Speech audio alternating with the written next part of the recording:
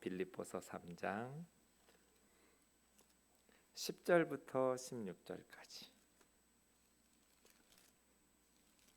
빌립보서 3장 10절로 16절입니다. 내가 주 안에서 크게 기뻐함은 너희가 나를 생각하던 것 죄송합니다. 4장을 읽었네요. 내가 그리스도와 그 부활의 권능과 그 고난의 참여함을 알고자 하여 그의 죽으심을 본받아 어떻게 해서든지 죽은 자 가운데에서 부활에 이르려 하노니 내가 이미 얻었다 함도 아니요 온전히 이루었다 함도 아니라 오직 내가 그리스도 예수께 잡힌 바 된 그것을 잡으려고 달려가노라. 형제들아, 나는 아직 내가 잡은 줄로 여기지 아니하고 오직 한 일, 즉 뒤에 있는 것은 잊어버리고 앞에 있는 것을 잡으려고 표대를 향하여 그리스도 예수 안에서 하나님이 위에서 부르신 부름의 상을 위하여 달려가노라. 그러므로 누구든지 우리 온전히 이룬 자들은 이렇게 생각할지니 만일 어떤 일에 너희가 달리 생각하면 하나님이 이것도 너희에게 나타내시리라. 오직 우리가 어디에 이르렀든지 그대로 행할 것이라. 아멘. 우리가 해석해서 적용한다는 생각을 가지고 1절부터 16절 큰 단락의 문맥을 제가 읽어보겠습니다. 핵심 구절을 찾아보고 이 단락에서 바울이 빌립보 성도들에게 하고 싶었던 핵심적인 메시지가 무엇인지를 해석하면서 그것을 내 삶에 적용하면 돼요. 끝으로 나의 형제들아, 주 안에서 기뻐하라. 너희에게 같은 말을 쓰는 것이 내게는 수고로움이 없고 너희에게는 안전하니라.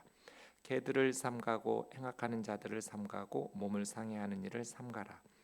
하나님의 성령으로 봉사하며 그리스도 예수로 자랑하고 육체를 신뢰하지 아니하는 우리가 곧 할례파라.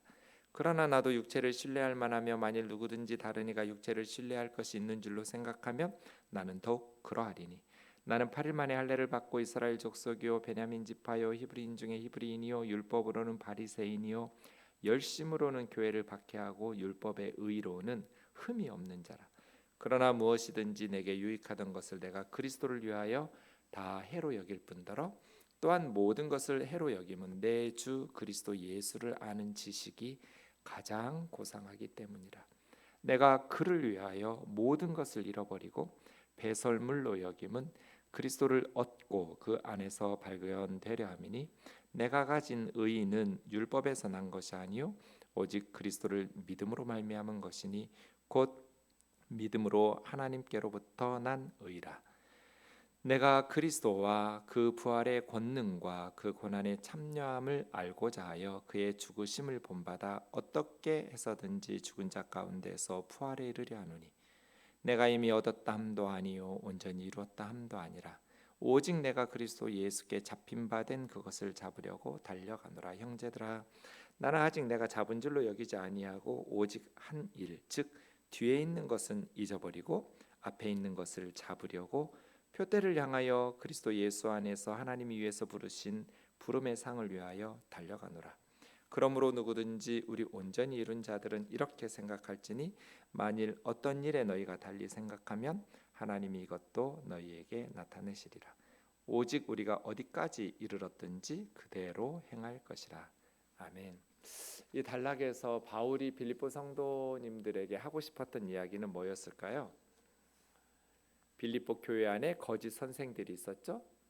개들을 삼가고 몸을 상해하는 일들을 삼가고 악을 행하는 행악자들이라고 불렀던 율법주의자들. 몸을 상해한다라는 것은 특별히 할례를 의미해요. 포경수술하는 것. 그래야만 구원을 받을 수 있다고 가르치는 거짓 선생들. 예수님을 믿어도 할례를 받지 않으면 율법을 지키지 않으면 천국에 갈 수 없다고 가르치는 율법주의자들을 향해서 그들은 단순히 그냥 몸을 상해하는 것일 뿐 그것은 하나님 앞에 진정으로 의롭다함을 얻는 구원의 길이 아니다라고 말하는 거죠. 누군가가 그런 육신적인 것, 자기가 태어나면서부터 가지고 있었던 그런 영적인 특권들이나 아니면 태어난 이후에 자기가 노력했던 율법이나 아니면 종교적인 열심을 가지고 쌓아놓았던 칭찬할 만한 것들을 육신적이라고 부르면서 그것을 자랑하고 신뢰하고 의지하면서 살아가는 사람이 있다면 나 바울은 더 많다고, 누구에게도 뒤지지 않는, 정말 이렇게 말할 수 있는 바울은 참 좋겠어요. 네. 세상적인 것으로, 세상적인 자랑으로 그 누구에게도 뒤지지 않는 삶을 바울이 살아왔잖아요. 그것을 쭉 이야기하면서 그러나 이 모든 것을 나는 다 배설물로 여긴다. 왜냐하면 그것을 통해서는 하나님 앞에 의롭다함을 얻을 수 없으니까. 그럼 어떻게 해야 하나님 앞에 의롭다함을 얻을 수 있어요? 예수 그리스도를 믿고 그 믿음으로부터 하나님께로서 난 의, 예수 그리스도를 믿을 때 누구든지죠. 누구든지 예수 그리스도를 믿을 때 그 믿는 자에게 주시는 하나님으로부터 나온 의, 인간이 자력으로 만들어낸 의가 아니고 자기 스스로 할례나 율법이나 인간적인 세상적인 것들로 나온 자기의 의가 아니라 하나님께로부터 나왔던 예수 그리스도를 믿는 자들에게 주시는 하나님의 선물로 주시는 그 하나님의 의, 바울이 요 얘기하고 싶은 거죠. 네. 그래서 내가 가진 의는 예수 그리스도를 믿음으로 말미암아 하나님으로부터 난 의다. 그래서 10절이요. 내가 그리스도와 그 부활의 권능과 그 고난의 참여함을 알고자 하여. 이건 단순히 교리적으로 이런 의미가 아니에요. 진짜 참여하면서 체험하면서 더 깊은 알미죠. 이건 풍성히 누리면서 깨달아가는 예수 그리스도를 알아가는 것, 예수님의 부활의 능력을 알아가는 것, 그리고 그 십자가의 고난을 알아가는 것. 그렇게 바울이 늘 그것을 사모하면서 살아갔다라는 거죠. 부활의 권능을 알고 싶으면 죽으심을 본받아 죽은 자 죽지 않으면 부활을 어떻게 해요? 그러니까 예수 그리스도의 성령의 생명의 부활의 능력이잖아요. 죽은 자를 살려내는 그 하나님의 능력을 경험하려면 바울이 그리스도를 본받아 교회를 위해서, 성도들을 위해서 죽음을, 기꺼이 희생과 헌신과 자기 부인을, 자기를 자랑하고 의지하고 자기가 가지고 있는 세상적인 것들로 살아나는 자기 인정, 자기 시인의 삶이 아니라 자기가 가지고 있던 세상적인 것들을 다 부인하는, 그리고 예수 그리스도를 붙잡는 자기 부인의 삶, 온전히 이 세상에서 예수 그리스도의 복음을 통해서 이 땅을 회복시키고자 하시는 하나님의 뜻에 자기를 온전히 맡기시는, 예수님을 본받는 삶, 예수님처럼 자기를 내어주고 십자가까지, 생명까지 아낌없이 내어주는 그런 자기 부인의 삶을 통해서 하나님께서는 망하는 것 같은데 성공하게 하고, 죽은 것 같은데 살아나게 하고, 어리석은 것 같은데 가장 탁월한 지혜가 나오는, 이 세상의 지혜와 세상의 능력을 다 무로 돌려버리는 엄청난 하나님의 지혜와 하나님의 능력으로 일하고 싶은 거잖아요. 바울은 세상적인 것으로 사역하는 것이 아니라 하나님으로부터, 그게 이제 그리스도를 알아가는 것, 부활의 능력을 체험을 통해서 알아가는 것, 그의 고난과 죽으심의 깊은 것들을 깨닫는 것. 이것은 우리의 평생의 숙제죠. 난 다 알아, 십자가 다 알아. 이걸 교리적으로는 안다고 말할 수 있을지 모르겠지만 사실은 교리적으로, 지식적으로도 다 아는 거 불가능해요. 여러분, 인간관계도 그렇잖아요. 다 안다고 생각하는 순간 관계는 발전할 수 없어요. 형식적인 관계에 그냥 호기심도 없고 새로움도 없고 다 알아, 뻔해, 아무 의미도 아무 기쁨도 없어요. 신앙생활도 마찬가지예요. 나 예수님 다 알아, 십자가 다 알아, 부활 다 알아, 내가 몇십 년을 믿었는데 라고 생각하는 순간 뻔한 신앙생활하게 돼요. 바울은 그런 삶을 원치 않았어요. 그리스도를 더 알기를, 이건 죽을 때까지 주님을 단순히 지식적으로 뿐 아니라 교리적인 것뿐 아니라 삶 속에서 더 깊은 깨달음. 왜냐하면 주님은 거기 계시지만 우리가 변하잖아요. 인생을 살아가면서 저는 죄송한데 50대 너무 좋은 것 같아요. 갈수록 60대는 얼마나 좋을까 이런 생각이 들어요. 살아보니까. 왜냐하면 물론 노안이 와가지고요. 제 앉아서 책 한 권 띄기 이런 거 진짜 많이 했거든요. 새벽 예배 끝나면 딱 앉아가지고 책 한 권, 보통 한 300페이지 전후로 된 책은 점심때쯤 두면 한 권이 끝나요. 그거 끝날 때까지 화장실도 안 가고 참는 거예요. 그냥 밥도 안 먹고 책 한 권 끝날 때까지. 그런 짓 참 많이 했어요. 근데 이제는 노안이 와가지고 그런 재밌는 일을 할 수가 없어요. 좀 기억력도 좀 약해지는 것 같고 깜빡깜빡하기도 하고, 겉사람은 후패해 가는데요. 그동안 제가 계속 성경 읽고 성경과 관련된 책들을 읽고 이런 게 이제 쌓였나 봐요. 그래서 너무 좋아요. 제일 똑똑한 것 같아요 지금.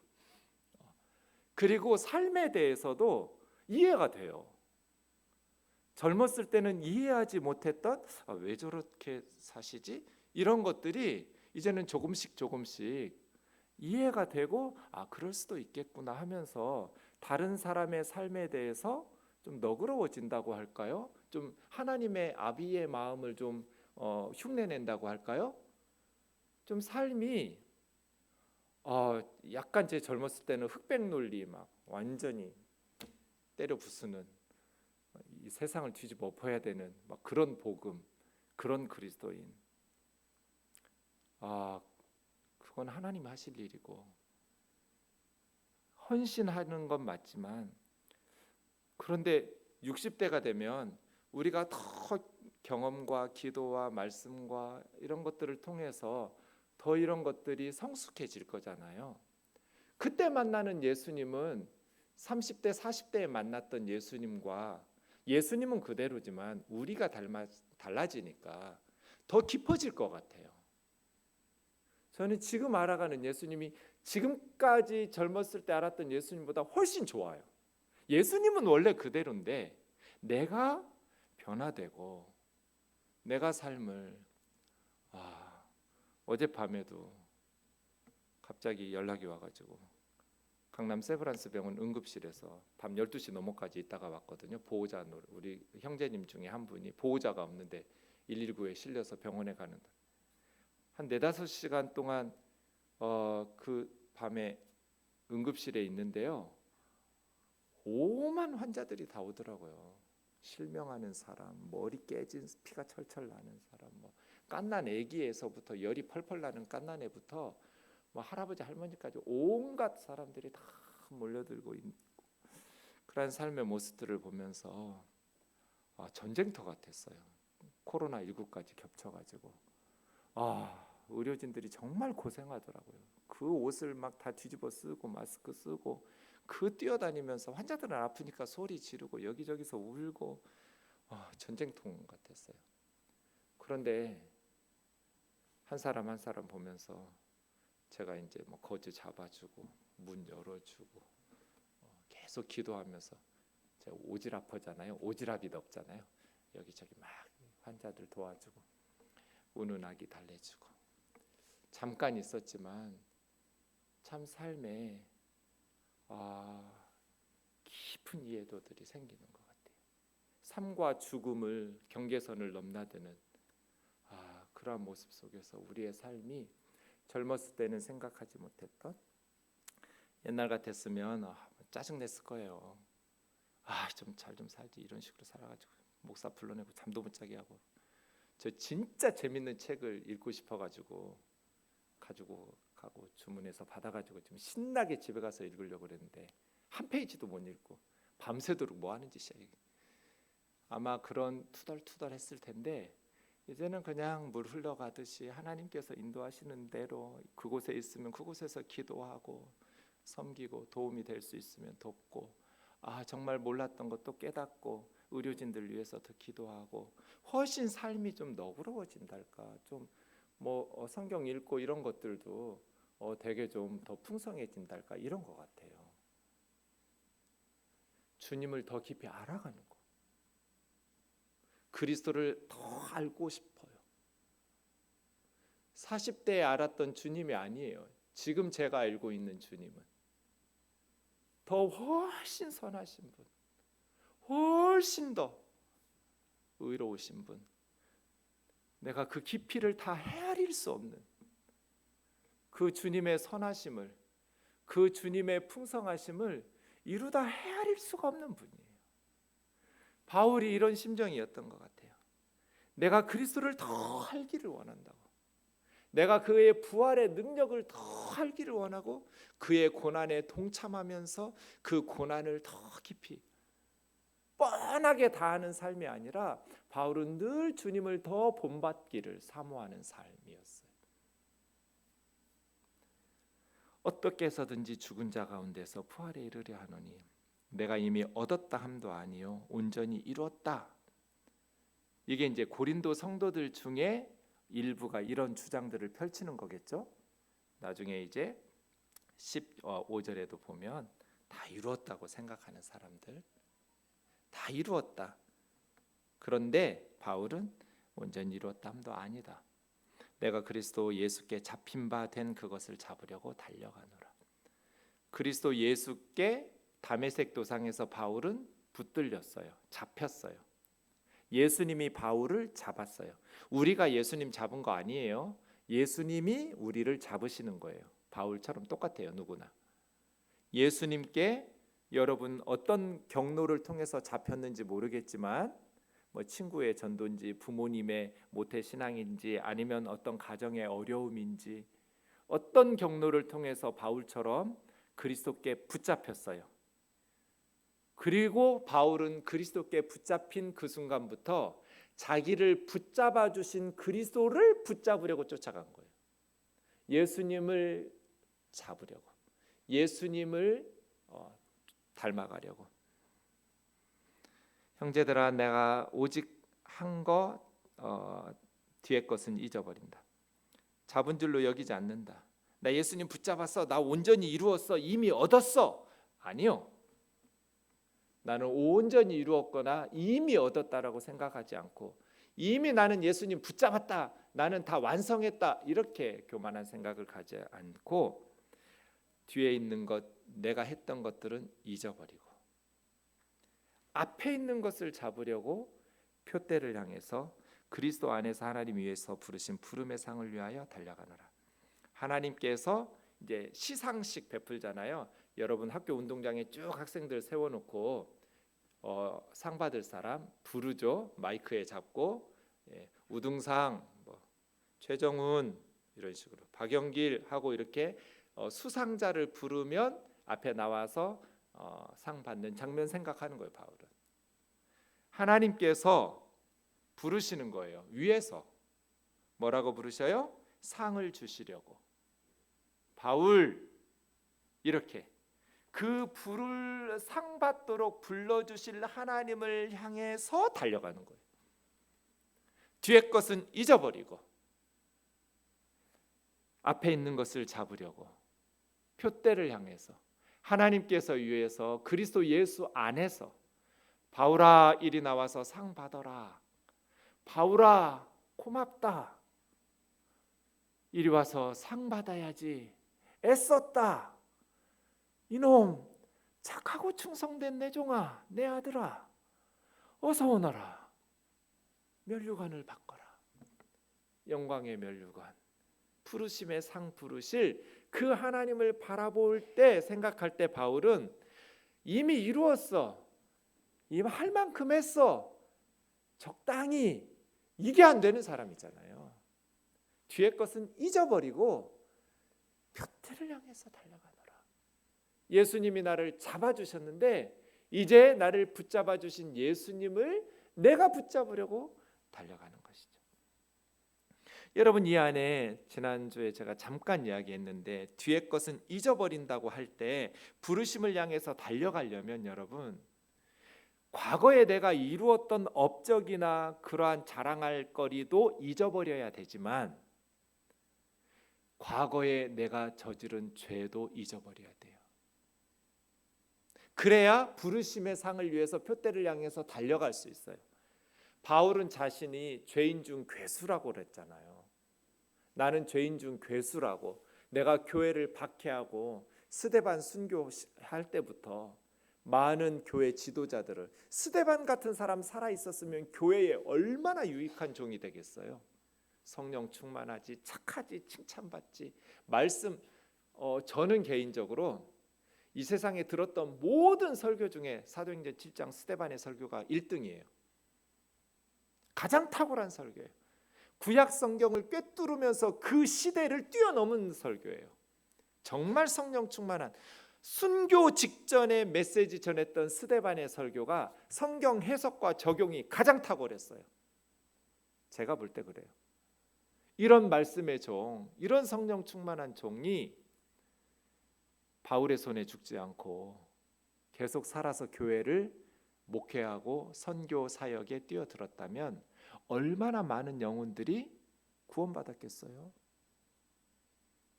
그래서 바울은 그런 것들을 생각할 때 나는 사도의 자격이 없다. 내가 교회를 박해했기 때문에. 그런데 바울은 그런 어떤 죄책감, 그런 죄책감 때문에 찾아오는 우울하고 영적인 침체와 의기소침, 또 열등감, 다른 사도들은 나와 같은 전력이 없어, 다른 선교사들은 나와 같은 그런 과거에 치우고 싶은 죄악이 없는데, 그런 어떤 열등감이나 이런 것들이 있었으면 이렇게 살 수 없었겠죠. 표대를 향해서 바울처럼 그렇게 건강하게, 만약에 이런 죄책감이나 열등감이 있으면 선교나 목회를 할 때 굉장히 병든 모습이 나와요. 어떤 사람들에게 인정을 받으려고 하거나 눈에 보이는 결과를 위해서, 그래서 가짜 신학 박사 같은 것들이 생기는 거잖아요. 돈으로 사고 표절하고. 이런 걸 왜 해요? 부끄럽게, 정직하지 못하게. 열등감이나 이 죄책감이나 건강하지 못한 마음 때문이거든요. 다른 사람하고 비교하는 마음, 세상적으로 남들 보기에 하나님의 종으로, 큰 종으로, 위대한 종으로 그렇게 사역하고 싶은 마음, 이런 건강하지 못한 마음 때문에 바울에게는 그런 모습이 없잖아요. 건강하지 못한 병든 마음의 모습이 바울의 목회와 선교에는 안 보여요. 전혀 안 보여요. 이것은 바울이 과거에 자기가 저질렀던 그런 죄에 대해서 죄책감이나 비교의식이나 열등감이나 거기에 묶여있지 않았기 때문이에요. 뒤에 있는 것은 잊어버리고. 많은 성도님들이 뒤에 있는 것을 잊어버리지를 못해요. 그러니까 앞에 있는 것을 붙잡으려고 표대를 향해서 부르심의 상을 위해서 나가지 못해요. 이 죄책감 때문에. 후회하고 안타까운 그러한 일이 없는 사람 누가 있을까요? 자책하고 죄책감 빠지지 않을 사람 누가 있을까요? 가정에 어떤 어려움들이, 일들이 있으면 나 때문인 것 같잖아요. 내 자식이 뭔가 불행한 일이 생기면 내 탓인 것 같잖아요. 내 죄인 것 같고, 내가 죄를 지었고, 내가 부족하고, 내가 어리석었기 때문에 그런 어떤 죄책감이나 자격지심이나 그런 게 없는 사람이 있을까요? 그런데 뒤에 있는 것은 잊어버려라. 이게 복음이잖아요. 예수 그리스도의 복음이 뭐예요? 고린도후서 5장 17절에서 19절 바울이 뭐라고 그래요? 누구든지 그리스도 안에 있으면 새로운 피조물이라. 이전 것은 지나갔으니, 이게 뭐예요? 뒤에 있는 것은 잊어버리고잖아요. 이전 것은 지나갔으니 보라 새 것이 되었도다. 누구든지 예수 믿으면, 그리스도 안에 있으면 새로운 피조물이라. 모든 것이 하나님께로부터 났으며 하나님이 그리스도로 말미암아 우리를 자기와 화목하게 하시고, 예수님을 십자가에 내어주면서 하나님께서 우리의 죄를 다 씻어주시고 용서하시면서 화목하게 하시면서 우리에게 화목하게 하는 직분, 이 화목의 복음 전도자로 화목하게 하는, 하나님과 화해시키는 직분을 맡기신 하나님께서 그리스도 안에 계셔서 온 세상을 자기와 화목하게 하시며 예수 안에서는, 그리스도 안에서는 온 세상 사람들이 다 하나님하고 화목되잖아요. 그들의 죄를 그들에게 돌리지 아니하시고, 우리가 지은 죄를 우리에게 돌리지 않으시고 예수 그리스도에게 돌리셔서 예수 그리스도 안에서 온 세상이 하나님과 화목하게 하시고, 이 화목하게 하시는 예수 그리스도의 복음의 말씀을 우리 선교사들에게 부탁하셨다. 이게 바울이 예수 그리스도 안에서 온 세상이 하나님과 화목하게 하는 이 복음 전도자로서, 피스메이커로서 하나님과 화목하라고, 예수 그리스도 안에서 화목하게 하는 직분을 받은 자로서 표대를 향해서 달려갈 때 이전 것은 지나갔으니 새 것이 되었도다잖아요. 그래서 바울에게 어떤 열등감이나 죄책감이나 의기소침이나 내가 그런 것을 부정하는 게 아니라, 나는 죄인 중에 괴수 맞는데 그것 때문에 내가 사역자로서, 선교사로서, 목회자로서, 복음 전도자로서 발목이 잡히지 않는 거예요. 삐뚤어지고 왜곡되고 병든 마음으로 선교하지 않는 거예요. 왜? 나의 모든 죄와 허물은 하나님께서 그리스도 안에서 화해하셨으니까 나하고, 나는 하나님이 맡겨주신 화목해 하는 직분만 잘 감당하면 되는 거죠. 이 바울이 이야기하는 것은 이사야 43장의 말씀을 인용하면서 고린도후서 이야기한 거거든요. 거기도 뭐라 그래요? 이사야가 너희는 이전 일을 기억하지 말며, 이것이 지나간 것은 잊어버리고죠, 옛 것은 지나가고 이전 일은 기억하지 말라.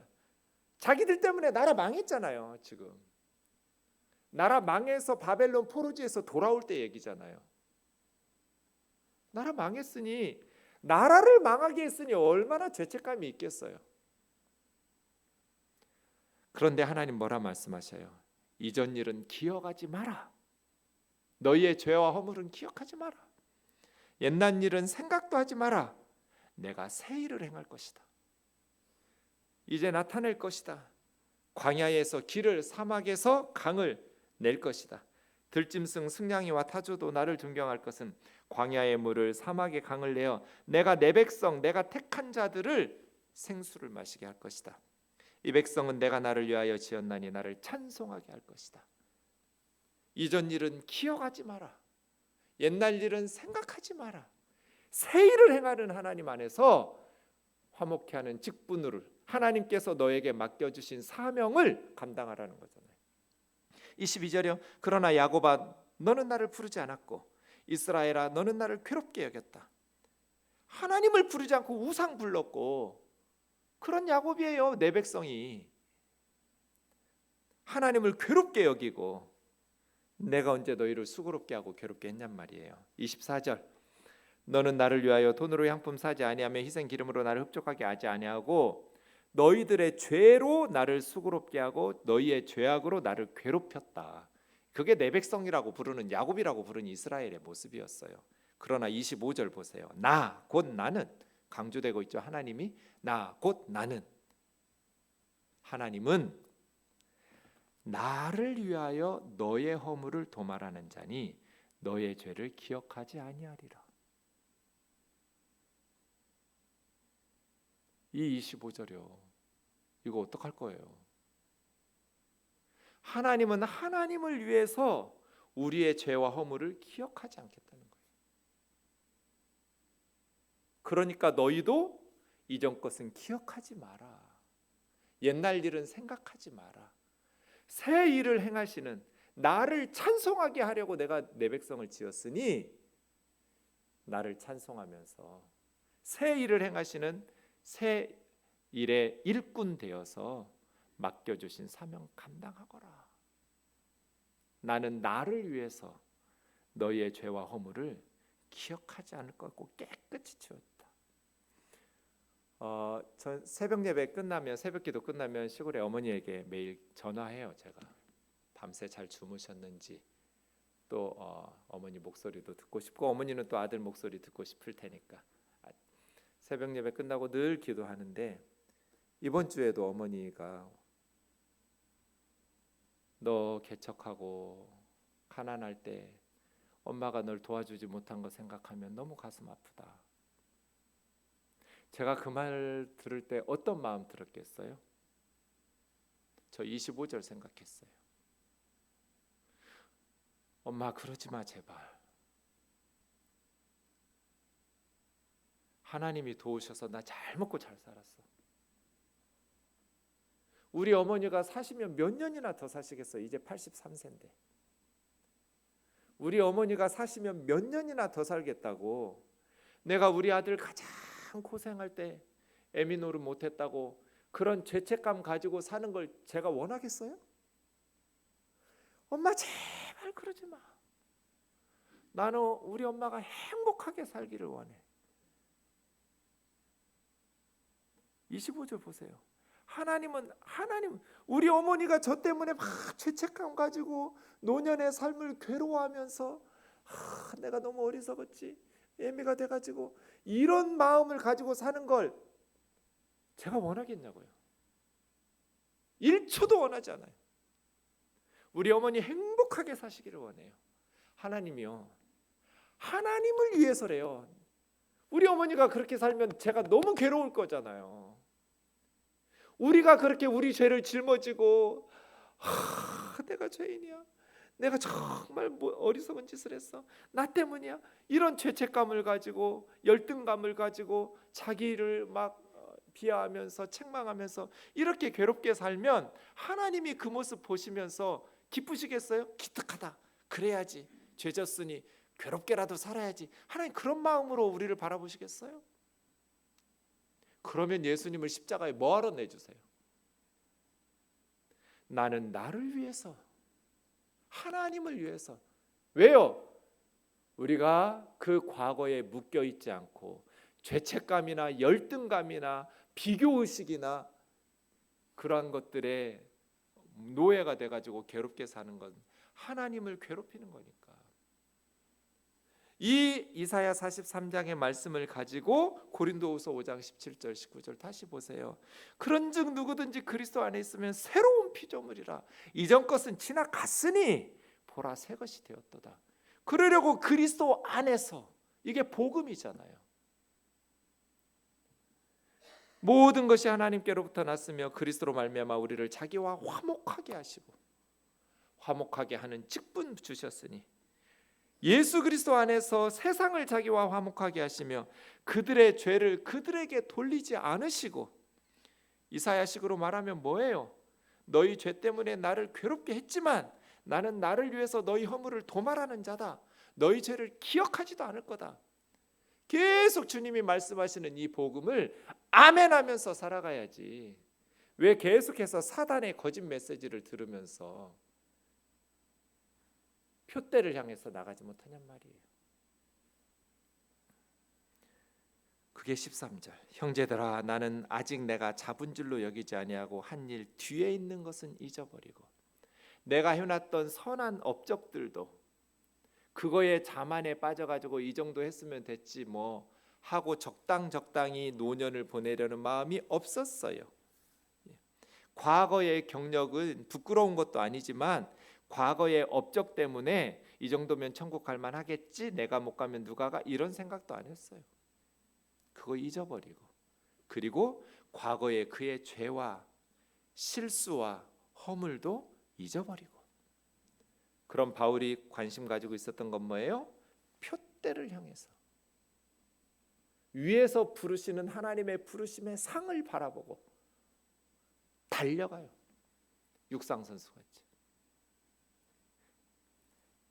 육상선수는 앞을 보고 달려가죠. 자꾸 뒤돌아보면 넘어져요. 표대를 향해서 달려가야죠. 15절. 그러므로 누구든지 우리 온전히 이룬 자들은 이렇게 생각할지니, 나처럼 생각하라는 거예요. 아니 앞에서는 뭐 온전히 이루었다 함도 아니요, 뭐 이미 얻었다 함도 아니래더니 15절에서는 온전히 이룬 자들 이렇게 말하네요. 이건 빌립보 교회 성도들 중에 이런 사람들이 있었으니 이렇게 비꼬면서 하는 말이에요. 성숙하다고 생각하는 사람들, 이미 다 이루었다고 생각하는 사람들도 나처럼 생각해라. 뒤에 것은 잊어버리고 표대를 향해서 달려가도록.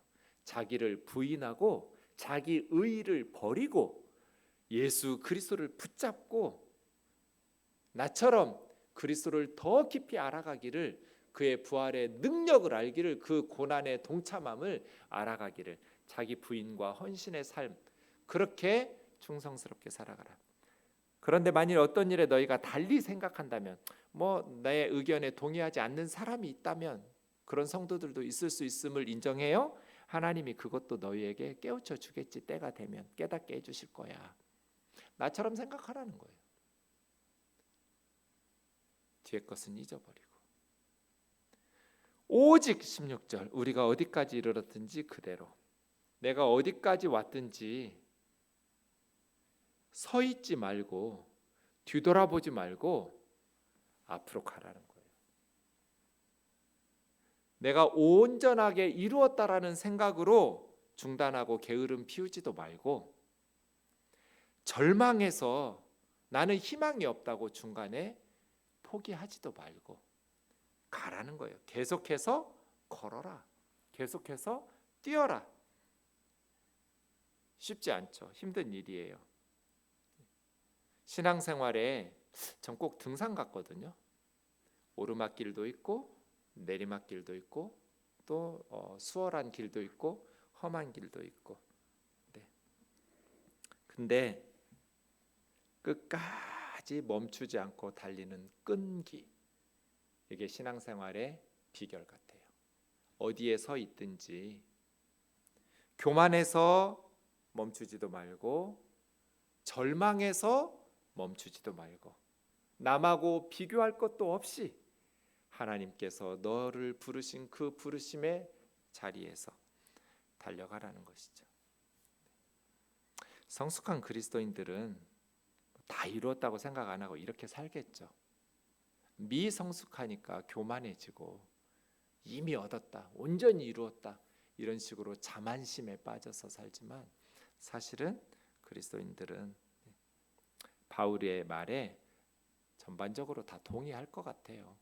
물론 의견이 다를 수도 있겠지만, 그럼 하나님께서 또 때가 되면 깨우쳐 주실 것이고, 중요한 것은 어디에 서 있든지 어떤 생각 가지고 있든지 신앙의 경주를, 하나님께서 우리를 부르신 그 부르심의 상을 향해서, 표대를 향해서 달려가는 것. 그래서 이제 다음 주에 보겠지만 예수 그리스도를 본받아가는 것, 그리고 다른 사람들이 나를 본받으라고 말할 수 있게 살아가는 것. 바울은 항상 자기를 그렇게 생각하거든요. 성도들이 따라야 될 신앙의 선배로서의 모범, 모델. 그래서 허투루 살지를 않죠. 찬양하고 기도하겠습니다. 찬송가 490장 찬양하고 우리 가정과 교회와 나라를 위해서